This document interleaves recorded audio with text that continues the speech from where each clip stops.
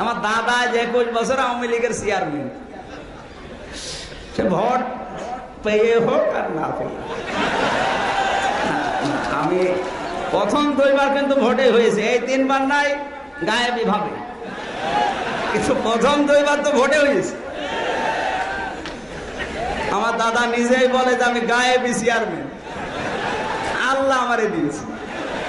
আমি সকাল ঘুমিয়ে আছি, সকালবেলা শুনছি চেয়ারম্যান। কি গো, ভোট কখন হইলো? ও জানেও না, এই জন্য বলে যে আমি গায়েবী চেয়ারম্যান। ধরে বলেন সুবহানাল্লাহ, নাউজুবিল্লাহ বলছেন কোন কারণে? আওয়ামী লীগ এই জন্য মন থেকে কই, আমার দাদা তাফসির মাহফিলে বাধা দেয়, আমি দেখিনি শুনিও না। বাধা দেয় নব্য যারা, এই যে সুবিধা লীগ, হাইব্রিড, এরা মানুষের নজর নিজের দিকে ফেরাতে বন্ধ করে দিলাম। তুমি ক্ষমতা দেখানোর জায়গা পাও না। দাদা আমার গল্প শোনায় যে এক লোক বিয়ে করেছে, বাসর রাতে স্ত্রী বলছে তুমি কি করো? কি করবো মানে, আমি চাকরি করি, তাও সরকারি চাকরি। তোমার দায়িত্ব কি? ওই যে রেলগাড়ি যায় মাঠের ভেতরে যে গেট আছে, ওই গেট বন্ধ করা আর খুলে দেওয়া। বলছো ও তুমি গেট ম্যান? গেট ম্যান মানে আমার ক্ষমতা জানো? গেট ম্যান তাতে কি হয়েছে? স্ত্রী বলছে একটা গেট ম্যানের আবার কিসের ক্ষমতা? ওর তো কাজ শুধু বন্ধ করা আর খুলে দেওয়া।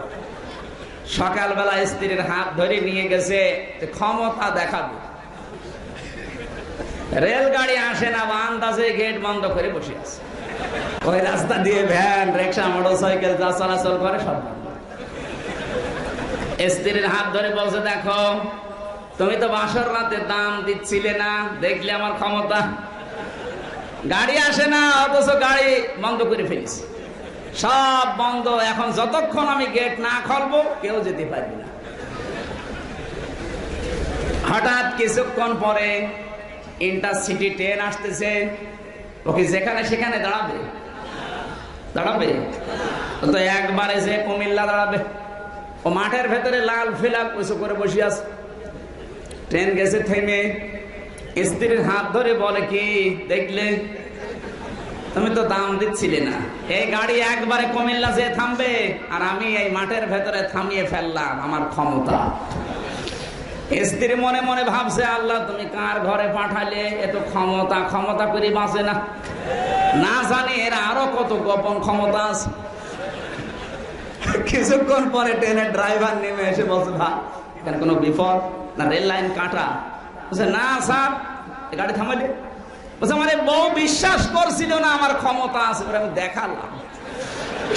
ড্রাইভার ডাক দিয়ে বলছে বেটা বিয়াদব, কত গুরুত্বপূর্ণ লোক ট্রেনে আছে, বিভিন্ন জায়গায় যাবে, তুমি বউ খুশি করার জন্য ইয়ার কি মারো দিয়েছে তুই চড়।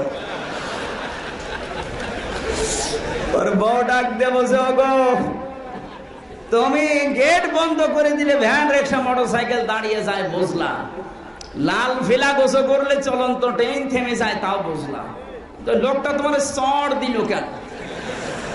ও বলছে ও দেখিয়েছে ওর ক্ষমতা, আর আমি দেখালাম আমার ক্ষমতা।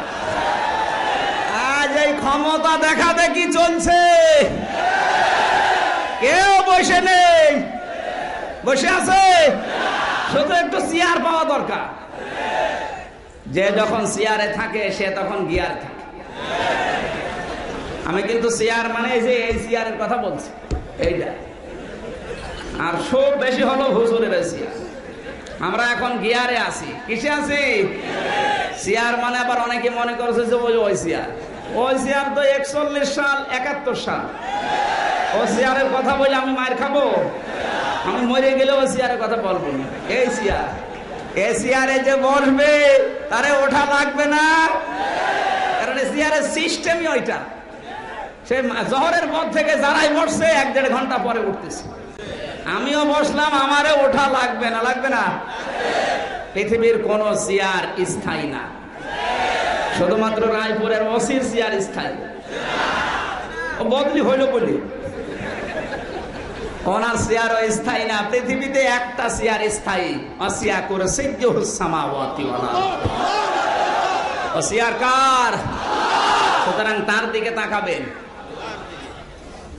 আমি কথা বলছিলাম সমাজে প্রচলিত এমন এমন নিয়ম নীতি আছে যেগুলো সঠিক ব্যাখ্যায় মিলে না, তখন তারা মন খারাপ করতে পারে। এই জন্য আমি কারো দিকে না, সঠিক কথা বলতে গিয়ে যদি গোপন করা হয়, গোপন করার মাধ্যমে হাজারো হাদিয়া, তৌফা, নজর, নিয়াজ, দান, সাদকা বেড়ে যায়। আমিও জানি, কথা বলেন না কেন? কুষ্টিয়ার বড় মসজিদে যখন নামাজ পড়িয়েছি, জমার নামাজ, আমি যদি ওরা যা বলতো ওইগুলোই বলতাম, কিয়ামতের আগে আমার ইমামতি যেত না। কথা বলছেন না কেন?